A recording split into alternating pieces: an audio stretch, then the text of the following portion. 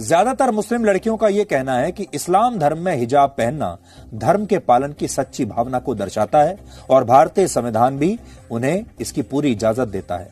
लेकिन अब सवाल है कि क्या ये बात सही है जो वो कह रही हैं?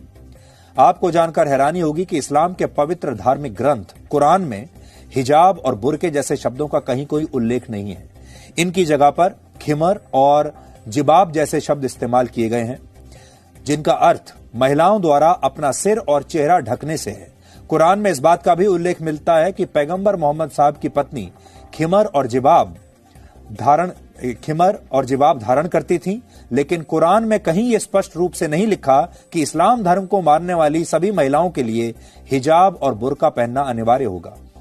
दूसरी बात, कुरान में कहीं भी इस बात का जिक्र नहीं है कि अगर महिलाएं हिजाब और बुर्का न पहने तो ये इस्लाम धर्म का अपमान होगा।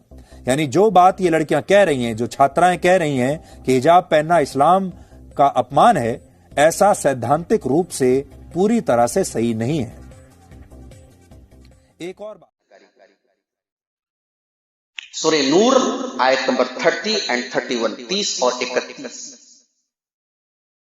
कुल लिल मोमिनीन यगुद्दू मिन अबसारिहिम व यहफजू फुरूजहुम। ऐ नबी, ईमान वाले मर्दों से कह दो वो अपनी निगाहों को नीची रखें और अपनी शर्मगाह की हिफाजत करें। ज़ालिका अज़का लहुम, इसी में उनकी सफाई है, इसी में उनकी पाकी है। इन्नल्लाह खबीरुम बिमा यस्नऊन, अल्लाह ताला तुम्हारे तमाम करतूतों से वाकिफ है।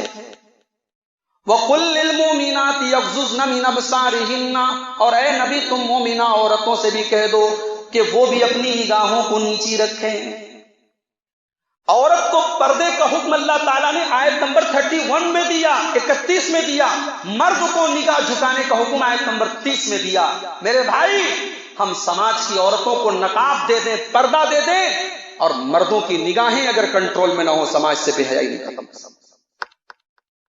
औरत के पर्दे का हुक्म अल्लाह ने बाद में दिया, मर्द को अपनी निगाह को कंट्रोल में करने का हुक्म है।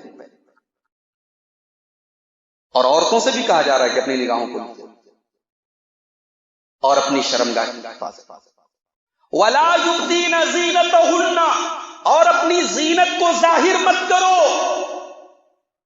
औरत के बदन में जीनत क्या है? जाहिर है कि औरत सर से पैर तक जीनत। अल्लाह ताला ने कितना प्यारा लफ्ज इस्तेमाल किया कि औरत अपनी जीनत को जाहिर न करे। मुझे बता दो, औरत के बदन का कौन सा हिस्सा है जो जीनत नहीं? औरत सर से पैर तक जीनत है।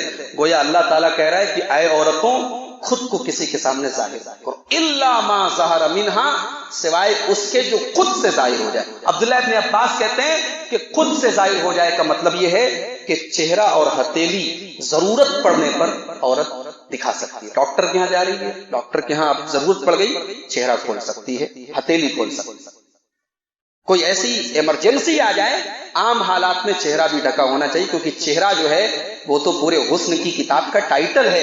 चेहरा ही खुला है तो फिर पर्दे का क्या मतलब है? इसलिए जो लोग ये कहते हैं कि चेहरे का पर्दा नहीं है, उन्होंने कुरान को समझा ही नहीं है। सूरह अहज़ाब की आयत नंबर 59 में अल्लाह ने जहां पर्दे का हुक्म दिया, वहां सहाबा से कहा जा रहा है कि नबी के घर में जाओ तो नबी की औरतों से कोई चीज मांगना है तो पर्दे की आड़ से मांगो। तो जब चेहरा खोलने की इजाजत थी तो पर्दे की आड़ से मांगने का हुक्म क्यों दिया गया? डायरेक्ट कहा जाता जाओ नबी के घर में जो लेना है ले लो। अल्लाह ने कहा नहीं, जो मांगना है पर्दे की आड़ से मांगो। लिहाजा चेहरे का पर्दा जरूरी है। इमरजेंसी हालात में जहां जरूरत पड़ जाए वहां चेहरा खोला जा सकता है। उसके बाद कहा वल यज़रिबन बिखुमरिहिन्ना अला जुनूबिहिन्ना।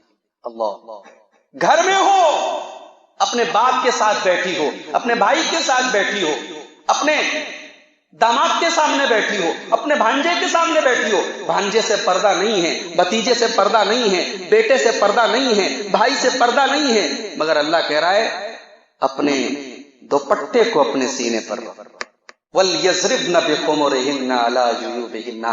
आज फैशन के नाम पे हमारे घरों में कैसे कपड़े पहने जा रहे हैं और कौन सी चीजें छिपाई जा रही हैं और कौन सी चीजें नजर आ रही हैं, मेरे भाइयों मैं समझता हूं कि ये बात आपको समझाने और बताने की नहीं है। कुरान की इस आयत का ये टुकड़ा हम सब के लिए गौर करने के लिए काफी है।